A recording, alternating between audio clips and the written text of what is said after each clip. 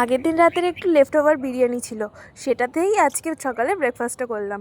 পড়াতে যাবো তাই ভাবলাম এটা দিয়ে ব্রেকফাস্টটা করে যাই, তারপরে তো একটু হাঁটা পড়বে, একবারে হজম হয়ে যাবে। আর আজ না পড়ানোর শেষে আমি আর আমার স্টুডেন্টস মিলে একটা গেম খেলছিলাম। অ্যাকচুয়ালি গেম নয়, হ্যারি পটারের যে ছাড়ি ঘোরানোর যে স্টাইলটা সেটাই আমি ওকে শেখাচ্ছিলাম।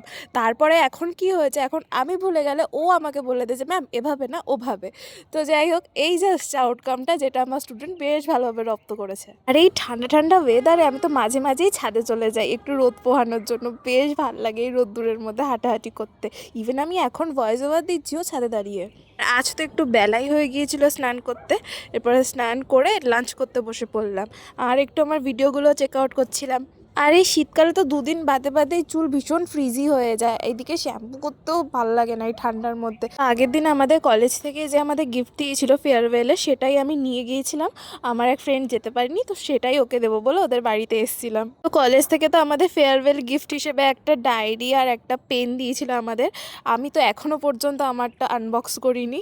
এরপর কাকি আমাদের দুজনকে চা করে দিল, তো গরম গরম চা খেলাম। আর বাড়ি আসার সময় তো বেশ ঠান্ডা লাগছিল।